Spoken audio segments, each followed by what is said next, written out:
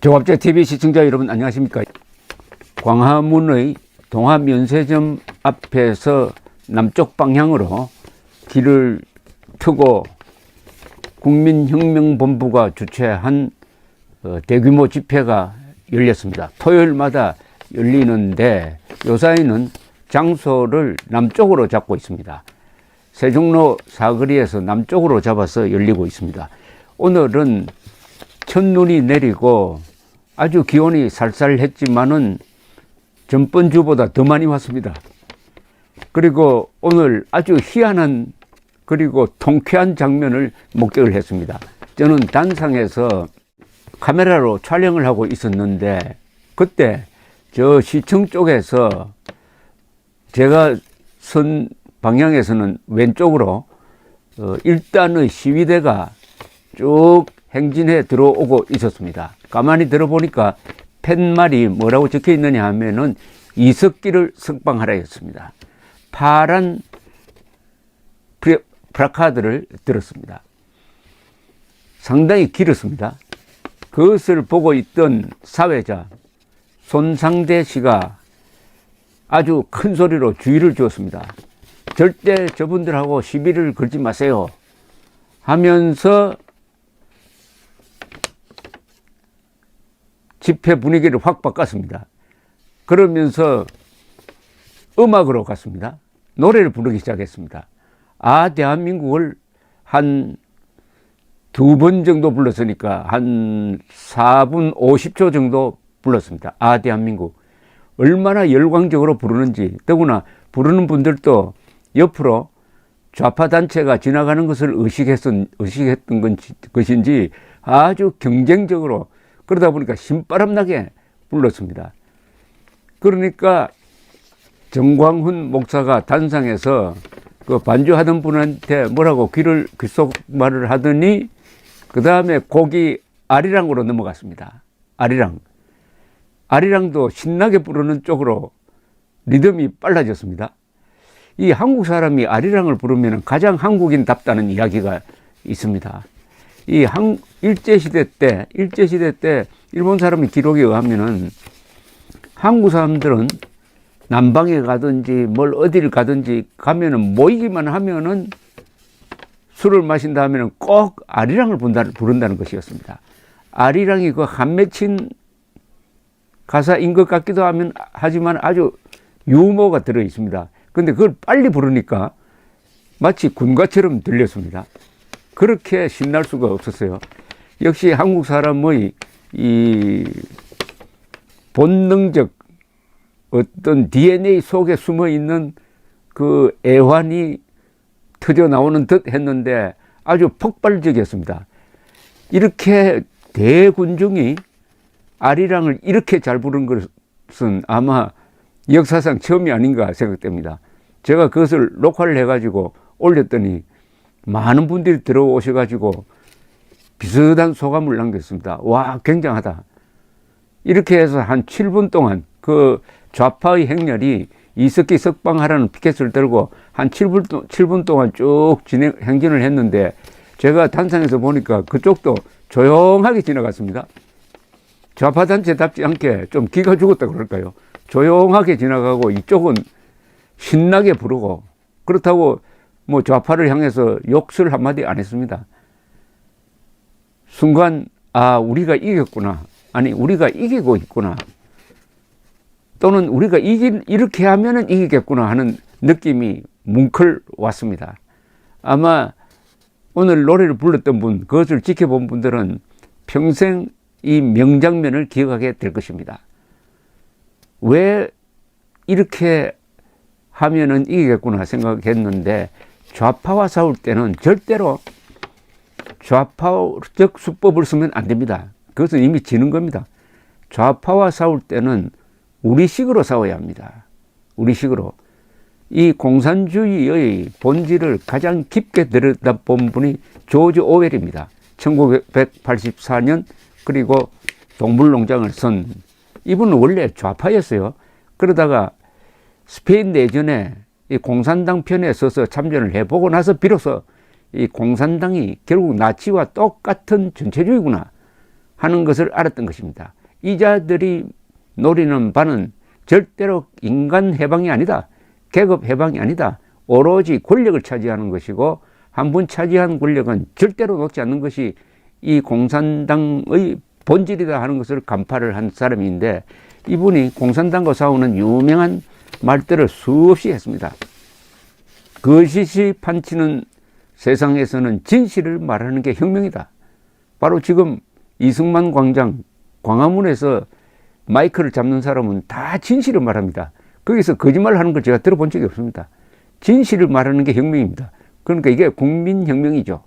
저는 오늘 연설에서 문재인이 외교를 잘한다, 북한 문제를 잘 다룬다고 해서 문재인을 지지하는 국민은 정신 차리라고 했습니다. 정신을 차리게 하는 게 이게 국민혁명의 본질입니다. 그리고 조지 오웰은 또 이런 이야기를 했습니다. 공산당과 싸울 때는 나도 공산당처럼 괴물처럼 되어야 한다고 생각하는 사람이 있는데 그것은 틀렸다.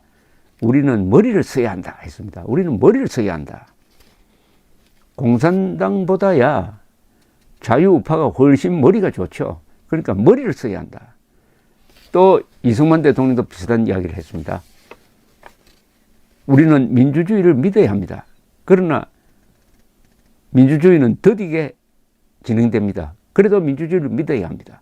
종국에 가서는 선이 악을 이긴다고 믿고 민주주의를 하는 수밖에 없습니다. 즉 좌파와 싸울 때도 우리는 민주주의적으로 해야 된다 이겁니다. 민주주의적으로 해야 된다는 것은 절대로 거짓말을 해서는 안 된다. 절대로 폭력을 행사해서는 안 된다. 다만 상대가 폭력을 행사할 때는 그게 폭력으로 대응을 하는 것입니다. 그것까지 폭력을 쓰지 말라는 이야기는 아닙니다. 무조건적 평화로는 아니에요. 먼저 폭력을 행사해서는 안 된다는 거죠.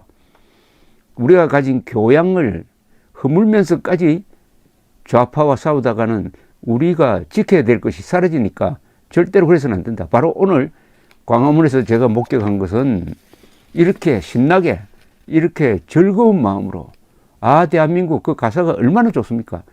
이 나라에 대한 사랑이 절절히 묻어 있는 그런 노래를 부르고, 그리고 우리의 고난의 민족사를 담은 아리랑을 부름으로써 그 광화문 일대가 하나의 드라마를 만들었습니다.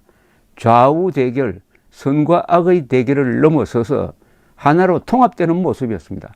어떻게 보면 그 그림 속에서는 좌파의 부분도 필요하다는 생각이 들었습니다. 다만 그 좌파는 소수로 남아 있어야 합니다. 오늘 우파 대군중 속에서 그들은 소수였습니다. 소수면 돼요. 이게 다수가 된다든지 정권을 잡으면 안 됩니다. 소수로서의 좌파는 필요합니다. 그러나 절대로 좌파가 정권을 잡도록 해서는 안 됩니다. 오늘 정광훈 목사는 국민혁명의회 의장 자격으로 5개를 거기서 현장에서 의결을 했습니다. 첫째가 KBS 시청률 납부 거부 및 언론개혁을 위한 일간지 설립을 하자. 일간지 설립을 하자. 해가지고 그 신청서, 이거 뭐 주주 모집 좀 되겠습니다만 신청서를 받기 시작했습니다. 그리고 국민노총을 만들겠다. 회원 가입 신청서를 받기 시작했습니다. 그리고 국민혁명 회원으로 가입하는 신청서를 받기 시작했습니다. 그리고 대한민국 각 분야에 현직에서 물러난 분 중에서 아주 전문성이 있는 분들은 따로 모아서 자문위원 신청서를 받겠다고 했습니다. 그리고 국민특검을 하겠다고 했습니다. 물론 국민특검이니까 뭐 법적인 수사권은 없지만은 그래도 조사는 할 수 있는 것 아니겠습니까? 이렇게 5개를 의결을 하는 걸 보고 저는 전광석화 같은 정광훈 목사의 리더십에 감탄을 했습니다. 정광훈 목사는 덩치도 크고 가끔은 막말도 하지만은 그분이 큰 방향으로 결정하는 것이 아주 정확합니다. 지난 일주일 동안의 상황을 정광훈 목사는 신문 광고를 통해서 부정선거 주범은 문재인이다. 탄핵이 답이다라고 했습니다.